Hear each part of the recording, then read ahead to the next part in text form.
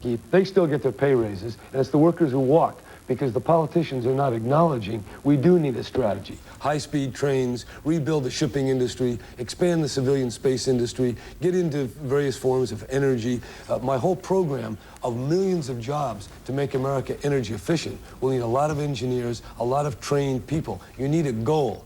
That's the way you get there. Senator now, I just want to say sorry. something about these targeted tax cuts. They make me a little nervous. I'll tell you why, because they keep changing them. In 1986, capital gains was increased and the investment tax credit was abolished. Now everybody wants to reduce capital gains. Not everybody, Tom doesn't, but these two do. And they want to bring back investment tax credit. Well, if it's so good now, why was it bad 5 years ago? You churn the tax code. My 13% proposal will allow business to expense new equipment 100% the first year. No need for tax accountants and lawyers and half the IRS. This thing is simple, it takes effect immediately, and it'll drive this economy forward in a way that these politically determined targets never will. You're smiling, Senator Tsongas. You're taking a pro-business position. Coupled with my pro-justice, pro-empowerment of working people position. Well, I quote the Atlanta Constitution when they endorsed me. Pro-economic growth with a progressive social agenda. I'm proud of that. I'm very proud of that. Well, but your social agenda let me say that is abortion and gay rights. It's not real economic power. I spoke in Florida 2 days ago to exactly the group you were talking about. People with great skills who are unemployed. And I said to them, if I give a 97 cents a day middle-class tax cut, you're going to get a job? See, for them, it's not theory. For them, it's real, because they know that giving out 97 cents a day provides no jobs. You have to stimulate. Let me finish. Let me finish. How's it You have to stimulate the economy. They need to have growth in the private sector so they can take their considerable skills someplace and get a job. So it's one thing to say to people who, have a job, well, we'll give you this tax cut. But the ultimate responsibility is that working men and women in this country need a capacity to get out there, have a job, and provide for their families. That's the kind of audience. That's the cutting edge. I mean, that's where our responsibility ultimately lies. Who's he misleading and how? Well, because he argues that the middle-class tax cut undermines growth. We both raised taxes on upper-income people. I argue for a modest tax cut and fairness for the middle class. He argues instead for a long-term capital gains tax. Now, let's not, all this growing new companies, we're both for a new company tax credit. We're both for an investment tax credit. We're both for those things. He says if you hold General Motors stock for a long time, you ought to get a lower tax. Now, we had 4 capital gains tax cuts, as Tom Harkin's always saying, between 1978 and 1986. 4. During that time, we lost 2 million manufacturing jobs. Look at General Motors. We gave them capital gains tax cuts, regulatory relief. The union gave them concessions, and what happened? We lost market share because the company didn't make the right decisions and because the workers weren't retrained, they didn't have the right kind of equipment, and they weren't organized. To think that this across-the-board capital gains cut, something for nothing, in the stock is going to make a difference is wrong. Senator Tsongas gave a speech in which he said, I want to be the best president Wall Street ever had. Wall Street tripled in the 80s. That's not where the real economy is. Look at what we did in my state. We created manufacturing jobs. I'm pro-growth, but to say that this middle-class tax cut, number one, is the center of anybody's economic package is wrong. And number two... A lot of people have that impression, I'm sure you know. Yeah, thanks to his ad, which is false, which says that I pay for it by increasing the deficit. That's wrong. But it's also wrong to say that an across-the-board capital gains cut and relaxing the antitrust laws, which was condemned even by experts in the field, and relaxing the accountability of corporate executives to shareholders is good for the economy. I think that's just dead wrong. That's exactly what we did in the 1980s, and the economy went downhill. I think it's wrong. We haven't heard. I believe Senator Harkin, we haven't heard from for a while. I believe the question had to do with the cutback in military spending. Precisely. Much of what Governor Brown said is correct, and others, that we have to have a plan for economic conversion. By the Pentagon's own estimates, for every $1 billion that we convert from military spending to civilian spending in our military bases, it creates 6,800 more jobs. Because civilian spending has much more of a ripple effect than military spending. And so we have to have a plan. And I think what we ought to be, rather than going after each other, we ought to talk about our plans. What do we do? Talk about our plans and talk about what Bush's plan is not. George Bush basically is letting these people, as I think Governor Clinton said, go out and drive taxi cabs. I look upon these people who worked in our defense industries as our Cold War veterans. They were the ones that really won the Cold War for us. They did everything we asked them. They worked hard. They paid their taxes. They raised their families. They were bright. A lot of them were scientists, engineers, the best sheet metal workers in America, the best machinists. And now we're saying go flip hamburgers. That's not what we ought to be about. We ought to be about job retraining and economic conversion in these plants. Jerry said it right. Building the next generation of commercial aircraft, the next generation of commercial shipping, high-speed rail, renewable energy systems in America. I'll give you one good example of what I mean by this. George Bush wants to buy 5 more B-2 bombers. Absolutely no use. You know, they were supposed to evade radar, bomb a country that no longer even exists. But he says we want to buy 5 more at about $1 billion a copy. And yet, right near where we sit here tonight, in Fort Worth, there's an aircraft called the V-22. I don't mean to get into specifics. The V-22, it's a tilt rotor. The whole wing tilts. It takes off vertically, flies very fast, and can land vertically. While Cheney is asking for money, and Bush is asking for money for the B-2, they're cutting the money for the V-22, which we can sell commercially. In fact, statistics show that for this V-22, we could build 12 vertical ports in our biggest cities on the East Coast, 12 of those, buy 165 of these aircraft for the price of 1/2 of a new large airport. These are aircraft we can build commercially, sell here, sell around the world. Yet Bush is cutting the funds for that, putting the money in the B-2 bomber. It makes no sense. Let me say, just in support of that, in our defense budgets, at least, I don't remember the other, we both left, I support the V-22. I also think we ought to have a submarine program, but Should have a submarine program? yeah, because we need force mobility. We need, but I favor far fewer forces in Europe than the president does. Would you bring them all home? No. Why would you leave some there? For 2 reasons. One is, let me say something nice about President Bush. I thought he handled himself pretty well at the NATO conference in Rome last summer, and he just put it on the line to the Europeans. He said, do you want us here or not? And they said, we'd like you to stay a while longer. We may need you in Yugoslavia. We may need you in the former Soviet republics. We don't know what's going to happen. So I'd leave a force there for that. Would you be in favor of sending American forces in to keep the peace in Yugoslavia? If it were part of a United Nations effort, I might, or if it were part of an agreed upon. Why do you leave all those troops in Europe? They're richer than we are. How many would you? It's ridiculous. Well, wait a minute. There's a second reason. The biggest security threat we're going to face, I think, in the near term, are all these dictators, some of which are in the Middle East, of whom are in the Middle East, trying to become nuclear powers. Iraq, Iran. President Bush's friends in China rewarded him for Tiananmen Square for what he did there by opening negotiations with the Iranians on nuclear transfer. Would you be in favor of using American forces to put Saddam Hussein in his place? Well, let's answer the European question first. I mean the American forces in Europe. Yes, I don't think we need 150,000 troops there, but I would leave a much smaller force there. I agree with Jerry there. A lot of them are richer than we are now in Europe. We ought to bring most of them home, or half of them home, but we ought to leave a sizable force there for a time until we see what happens in the former Soviet republics, and until we work out a long-term relationship with NATO, and until we develop a UN security peacekeeping force that we know is more reliable. So I would leave some there, yes, but not 150,000. I just don't agree with that. I think... Would you bring them all home? I'd bring them, I'd maybe leave 1,000 there, and just as an exchange program, and have them send 1,000 over here so we can just keep a sense of solidarity. I think, and I'm a student of history, a classics scholar, at least I got my degree in Latin and Greek, I can tell you the Roman Empire collapsed, not because it couldn't keep off the barbarians, but because internally it began to rot.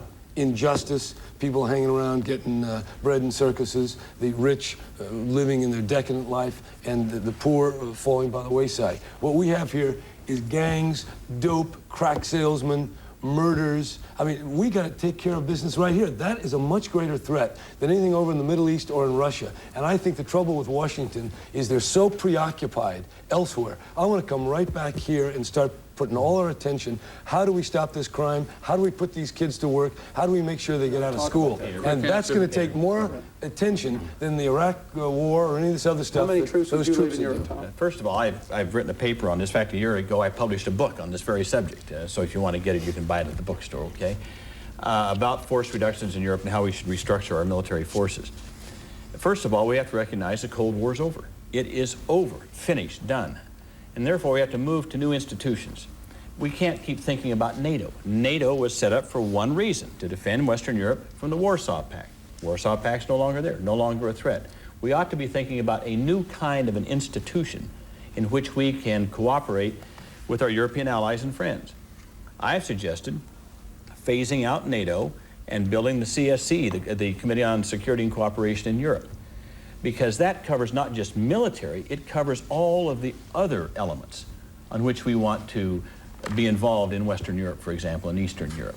I think that would be a much better vehicle for us to be involved in Europe. So I've suggested that we would withdraw our troops from Europe down to a level of about 20,000. 20,000 would provide some forward basing, just in case we needed forward basing. But I think with 20,000 troops in Europe, we'd have... 20,000, your Senator Tsongas.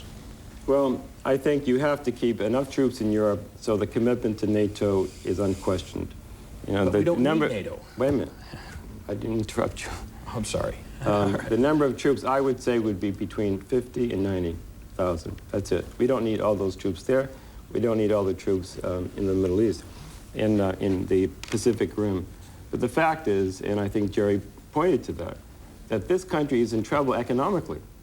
That when great powers have no capacity to have their economics in place, they will implode, and they simply collapse from without.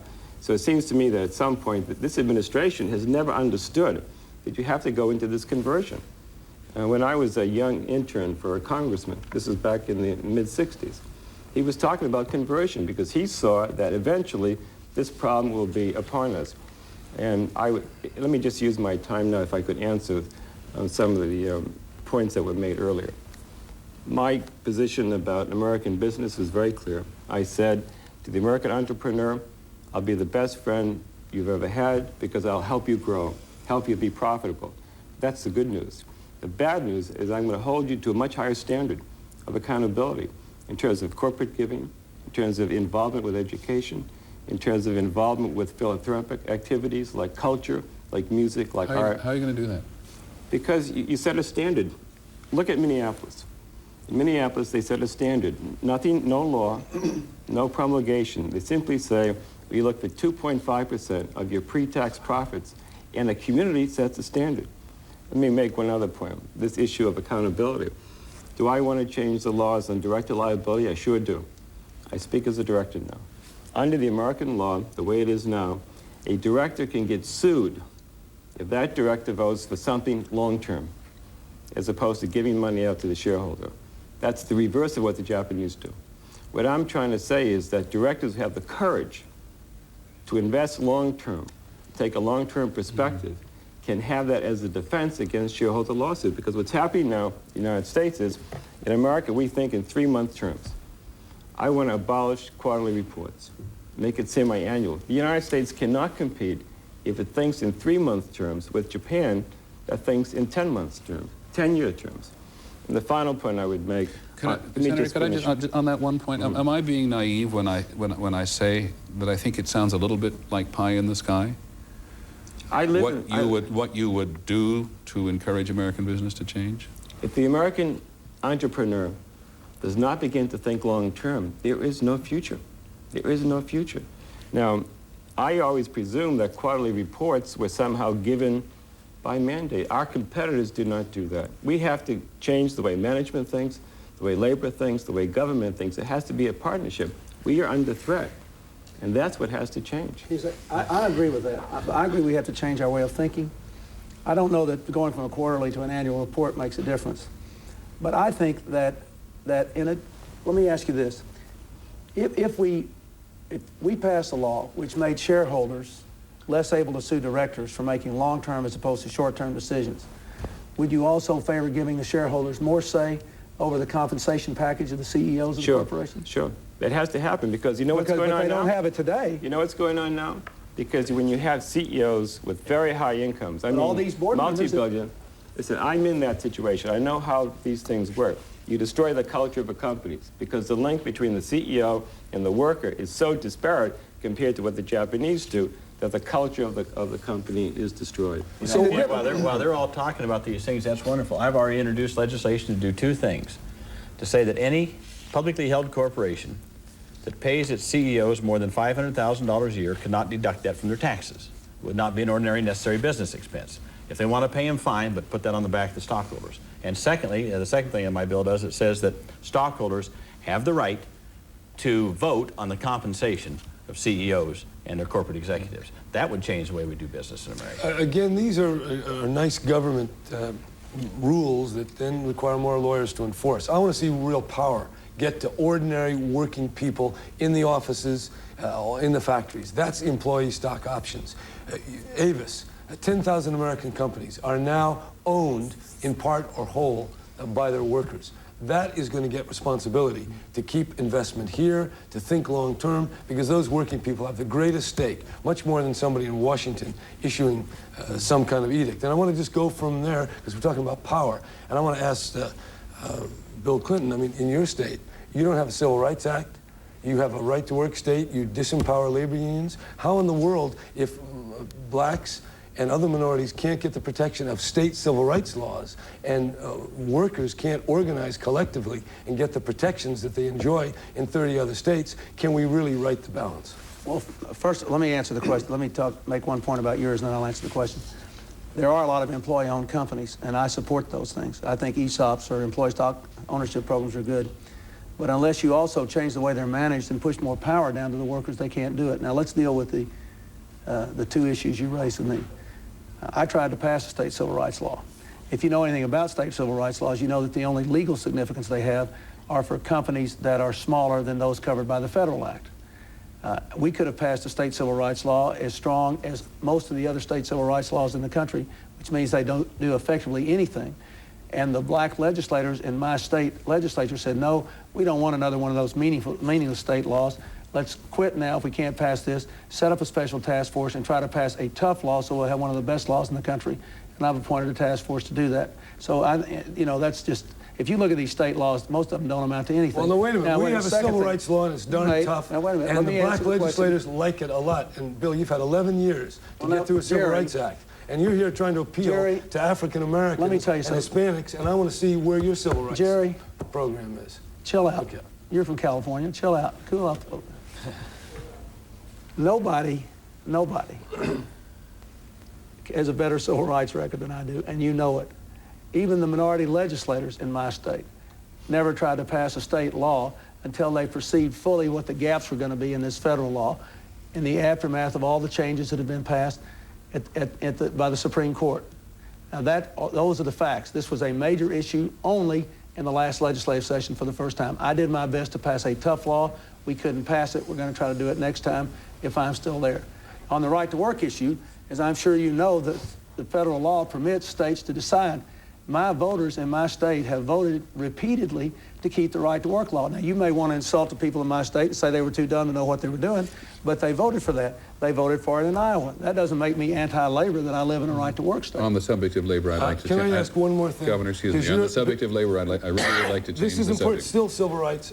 If we're not going to come back to, I got one point. Are you going to try to repeal 14B if you're president? I sure am. 14B is what? Yeah. That allows states to strengthen the rights of workers to really bargain. 30 seconds, Governor Brown. You are presenting yourself as the friend, as strong for minority rights, and you have a lot of politicians supporting you on that score. But I want to ask you, you went the day before the caucuses, and you went and visited a prison. And I saw a picture in the New York Times with you and Senator Nunn with a bunch of black prisoners, almost a bunch of Willie Hortons. I want to know what message, Bill, were you trying to send to the voters? I'll tell you exactly what message I was trying to send. I don't think you were going to get any votes in a prison with a bunch of black prisoners standing around in uniforms. I'll tell you, they're not, for one thing, these are people who went into a probation program for 90 days so they wouldn't have to go to the penitentiary. They're in a boot camp program. I talked to a lot of those people. Do you know how many of them graduated from high school? One. They had all violated the law. They could have all been sent to prison. They all were very glad. I asked every one of them. They were all very glad to be in this program for 90 days instead of going to the penitentiary like they would in most states, where they could be given a chance to put some discipline and order and drug treatment and education into their lives. Several of them had gotten their high school diplomas while they were in this program. These boot camps are the kinds of things we need to do instead of traditional prison. This is the kind of thing I believe in. Instead of just throwing these kids who get in trouble, who have no education and drug problems, in prison, put them in a boot camp, give them a chance to establish some discipline and order, get some drug treatment, get some education, and get their lives back in shape. I think they're a good program. I went there because that represents the kind of program I want to support. Governor It Clinton. looks awfully strange with a bunch of black guys in Governor prison Clinton. uniforms and 2 white guys standing in front of them like colonial I masters. must confess, Governor Brown, I think he explained it. Be that as it may, you've turned a subject, you've turned a corner for us. A number of people here in Texas said to me today, which is again very unscientific, that a president can't really do very much about crime. What do you think, Senator Tsongas? A president can do a great deal about everything. That's why you have a president. That's why you have leadership. I mean, let me give you one example. Are they just disenchanted with political leadership, do you think? No, there's a difference in the leadership. You know, let me give my own personal example. I was a college student, never traveled, came from a conservative household. I'm really not political at all. Went to college, nothing particularly spectacular about it. The next thing I knew, I was in Ethiopia in the Peace Corps. Why? You had a president who called you to something greater. Jack Kennedy said to my generation that there is something more. There is something more noble than self. And people responded. And that is what happened during that era. Then you bring in Reagan Bush. The me generation, get all you can, devil take the hindmost. The president sets the tone, the moral tone. You know, yesterday I spoke at the Alamo. You can't stand there and not be moved by all the sacrifice that people have made there in Lexington and Concord and throughout American history. And what you try to appeal to is the greatness of the American people. What Reagan and Bush did was to presume selfishness, that people want for themselves and the heck with their kids and the heck with everybody else. And if you have that kind of immoral leadership, that's what happens. I think what we have to go back to is a point where an American president stands up and says, we are one nation. The symbol of my campaign is a paddle. We're all in this boat, everybody's in, nobody's out. We only go as fast as everybody can row, so people have to feel included in that. Senator Harkin, what's the one thing that a president can do, guaranteed do, to curtail crime in the country? Well, I don't know if there's one, but there's at least 3 things. First of all, and I don't like to sound like a broken record on this, but I will, we've got to get to our kids early in life and give them the education, the health care, and the hope that they need, that they can actually do something with their lives. Violent crime has increased, I think, triple in just the last 11 years under Reagan and Bush. A lot of it is youth crime. We're finding more and more youth committing crimes in America. I'm talking about anywhere from 17 to 21 years of age. That's the big bump in violent crimes in America. So many of these inner city kids have no hope. They haven't gotten a good education. They don't see anything but a dead-end job at minimum wage. They know they can't really raise a family or buy a home and have a part of the American dream. And so who do they see making the money? The drug pushers, the dope pushers. And so that's where they drift to, and then evolves into violent crime. So you've got to get the kids early in life and give them the kind of help that they need to get them started in education. The federal government has to be more of a partner with our local schools. It is criminal what's happening in our schools today. First of all, where is it written in the Constitution that education has to be funded by property taxes? It's not there. And yet we have a system of education in America where, like, if you live in suburban Washington, D.C. and Virginia, you got great schools. 5 miles away, District of Columbia, you got bad schools. I say it's a national commitment. We ought to have a national commitment to elementary and secondary education, and the federal government ought to provide that support. How much debate is the death penalty worth in this subject? Well, let me just finish. The third thing we need is a system, and Governor Clinton mentioned it earlier, of job training. We have to provide for every young person vocational education, job training, and retraining. And it ought to be a national system that every person in America would know that they're going to be trained for a job, and if they lose that job through technology or the industry going out of business, that they will be retrained for another job. Those are things government can do to start stemming the tide of crime. On the other hand, we also need to get resources to our local police forces in America. They are sorely strapped right now, and we've got to get the resources down at the local level to first of all have neighborhood police forces where police can go out into the neighborhoods. Mayor Freeman of Tampa has done some really interesting things along this line. I'd like to take her example and broaden that nationwide. Secondly, cut down on drugs by interdicting the drugs coming into America. And third, by having swifter and more sure prosecution in America. Where do you get the money, first of all, for the police departments? Can I stop you on that one? Well, again, people always ask me, Harkin, what's it going to cost? I say that's the wrong question. The right question is, what will it cost if we don't do it? I haven't. And if we don't do it, it's going to cost us a lot more. Well, some people think that's an evasive answer, too. Well, no, I would say, where do you get the money? Yeah. Well, I have called over the next 10 years under my blueprint to build a new America, and this is part of it, to cut defense spending by 50%. That frees up $420 billion over the next 10 years. Part of that would be used to help our local law enforcement. You all talk a lot on the campaign trail about the death penalty. So would you help us again just quickly on where you differ on that in terms of it being a true deterrent or not, Senator Tsongas? My position on death penalty is that I'm not in favor of the death penalty for crimes against individuals. So if you kill me, I would not be in favor of you being executed, because eventually we're going to execute someone who's innocent, okay? For crimes against society, the death penalty is society's strongest sanction. It should not be sort of given out like, you know, putting salt on a piece of hamburger. It should be reserved for the greatest threat to society. For me, that would include major drug dealing. We talked about crime. Major drug dealers are people who engage in commercial activities for one simple reason: to make money. So it's not a crime of passion, you and I against each other. It is a calculated commercial endeavor. And the second category would be crimes against society, which would mean if you killed a police officer or a judge. So you're not just killing the individual, but you're killing the representative of society. What I object to in the George Bush approach, he wants to use this as a political weapon. So he has made the death penalty available for every conceivable crime. If you park your car in the wrong place out here before the program, you may be subject to the death penalty. It loses its value. Governor Brown, your position? I'm morally opposed to the death penalty. The last time a president ever used it was the Rosenbergs, and it's frightening that we have a presidential campaign where people are actually thinking and talking about the president getting into the execution business. States, they have that right. Their local police, that's their business. But the real issue is this gross injustice. I stayed in a homeless shelter in Baltimore last Monday night. I saw little kids with their mothers sleeping in broom closets. This is America. Right outside the street, there's empty buildings. We got to put those things together, put these kids to work, and I have two specifics. Senator, an enterprise zone. I apologize. Can I just stay with the death penalty for a second? But I do have specifics on how to put this to work. I'm opposed to the death penalty because I have never seen any credible evidence that it's a deterrent. Secondly, it is enacted arbitrarily. For example, the killer of Martin Luther King is still alive. The killer of Robert Kennedy is still alive. Jeffrey Dahmer, who killed, what, how many, 17 people, is still alive.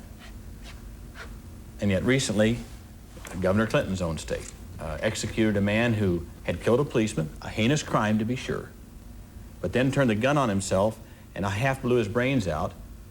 Didn't even remember the crime. He was no threat to anyone, himself or anyone else. And yet the state of Arkansas executed this man. What kind of justice is that when the killer of Martin Luther King is still alive and Robert Kennedy's killer is still alive? That's why it's so arbitrary who's put to death. Peter, you said we were all going to get to talk. I'll talk about the death penalty, but I want to talk about what the president can do about crime, too. That was the first question. I support capital punishment. We've had 3 executions in my state since I've been governor. All 3 were multiple killers. 2 were white, 1 was black. A federal judge, a Democrat, I might add, appointed by President Carter, reviewed the record exclusively. My lieutenant governor, extensively. My lieutenant governor reviewed the record. I wasn't the only person who reviewed the record and concluded that under the standards of the law that the conclusion Senator Harkin just drew about the man's mental state was not accurate, and that under the law I had no grounds for executive clemency. So I do support the death penalty. However, I agree that President Bush has used it shamelessly. I mean, in this last crime bill, trying to add 54 separate offenses, he made it I'll tell you something, my state has 1 billion chickens a year we harvest, so he wanted to make it a capital punishment to kill the federal poultry inspector in the line of duty. To say that that's what the federal government's role in crime is ridiculous. The president should, in my opinion, do the following things. Number one, not popular here in Texas for me to say, among some, we ought to pass the Brady bill. We ought to pass the Brady. 7-day waiting period. Yeah, a waiting period to check, whatever waiting period we need until we get all the records automated, to check if somebody's got a past criminal record or a history of mental instability. Lord only knows how many people would be alive in this country today if we did it. We could have had it last year, and the president played politics with the crime bill. Number two, I agree with Senator Harkin. I've been to a lot of community policing experiments. The one in Tampa he referred to, the Falcon Project in Los Angeles, the work that's been done in the Chicago housing projects with tenants and police working together. You've got to put more police out there so they can prevent crime from happening.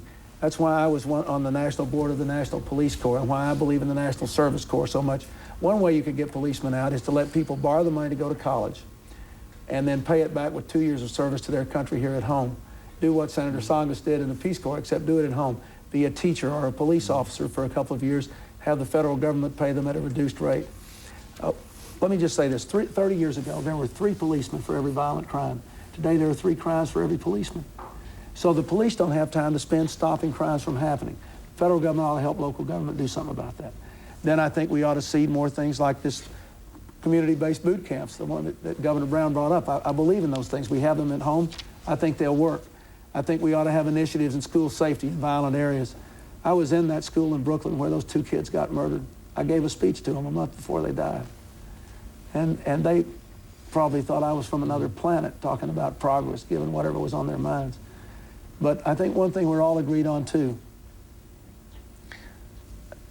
the crime has exploded as the family is broken down, as the neighborhoods have broken down, as the economic infrastructure is broken down. And these kids, the only place we're ever going to get them is in school. I think we need smaller classes in the early grades. We need elementary counselors. We need people working with them from the time of adolescence. They need to be guaranteed access when they get out of high school, if they'll stay into an apprenticeship program or to borrow the money to go to college. They need to be given the opportunity to be connected to our country. There are all kinds of things we can talk about drug interdiction and all that, and I've got some ideas about that, but the truth is that we've got to try to rescue these kids that are becoming so violent. I mean, it is shattering. Once you start spending time in these schools and talking to these children, you realize a lot of them are just smart as can be, but they have absolutely no connection to the world we want them to live in. I apologize. I have to interrupt again. We'll be back right after this message.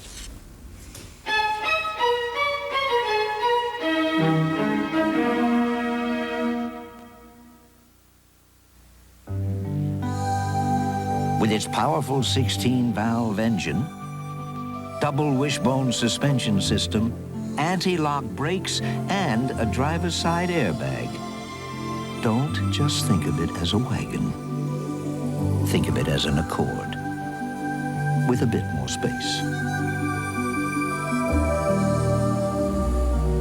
Special Accord leases are now available. See your nearest Honda dealer for details. The tab is yours. Then 6 more people show up. A preset limit on a bank card sure could be embarrassing. Instead, you order more wine. The American Express card. Don't leave home without it. Here comes the baby.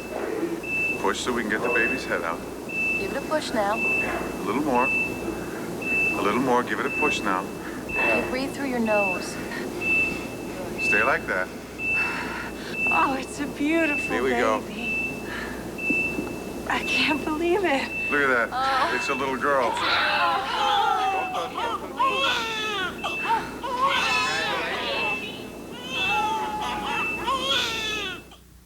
Ace Best Buys are easy to find. They're great values like these. This Rubbermaid 32-gallon wheel trash container is only $9.77, and Simple Green cleaning solution with free scrubber is just $6.88. Ace Best Buys. Another reason Ace is the place for you. The most celebrated film of all time. Yeah, right. Wayne's World. Siskel and Ebert call it completely original. I was not aware of that. 2 thumbs up. We're not worthy. And the Washington Post agrees. Thank you. Hilariously funny. As easily digestible as a bag of Cheetos. Pardon me. Do you have any Grey Poupon? So don't be the last one in America to see Wayne's World. Rated PG-13, now playing at theaters everywhere. Tomorrow, highlights of tonight's Democratic presidential debate. How might it affect Super Tuesday? Then what makes this the perfect house? Plus Carrie Fisher on Good Morning America tomorrow.